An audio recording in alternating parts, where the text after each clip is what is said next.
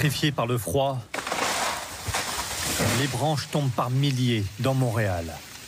Alourdis par le gel, les arbres craquent avant de s'effondrer. Look, the whole tree came down. La tempête de glace a dévasté les rues. 3 à 4 cm de verglas sont tombés en quelques heures. Illustration très concrète. Le Canada se réveille groggy. Les arbres s'écrasaient et craquaient tout autour de nous. C'était très violent. Un transformateur a explosé juste là. Un arbre l'a heurté et a déclenché un incendie. Des étincelles volaient partout. Pris dans les branchages, des câbles électriques prennent feu.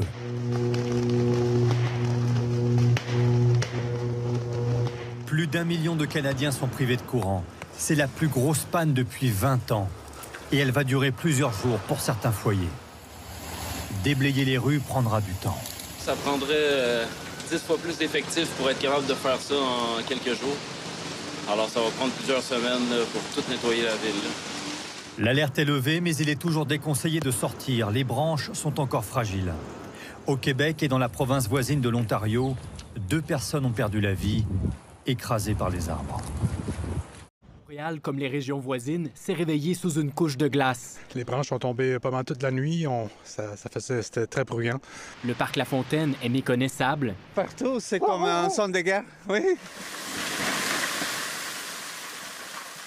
Des branches et des arbres matures renversés par le poids de 30 mm de pluie verglaçante. Et ici, c'était vraiment une catastrophe incroyable.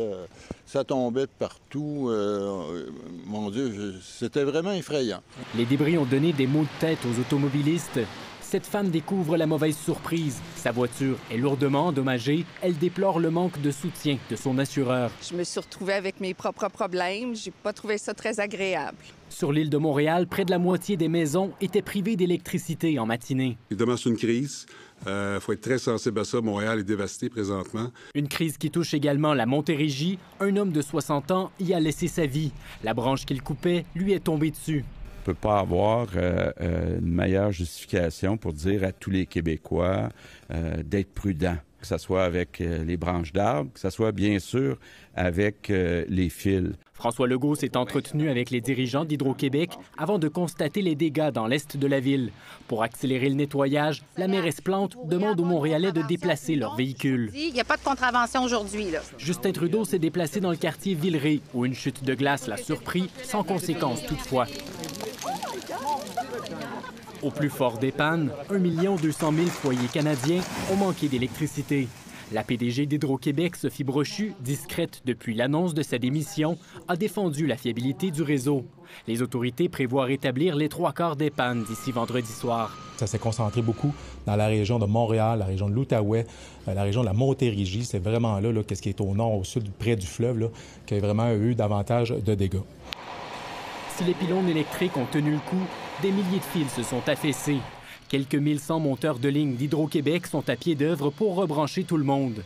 En Estrie, le retour du courant en matinée a permis d'envoyer des renforts vers les zones rouges. On fait tout le temps ça, nous autres, on est tout le temps prêts. On fait 34 ans à Hydro-Québec, a le même métier, fait qu'on est capable de donner un coup de main.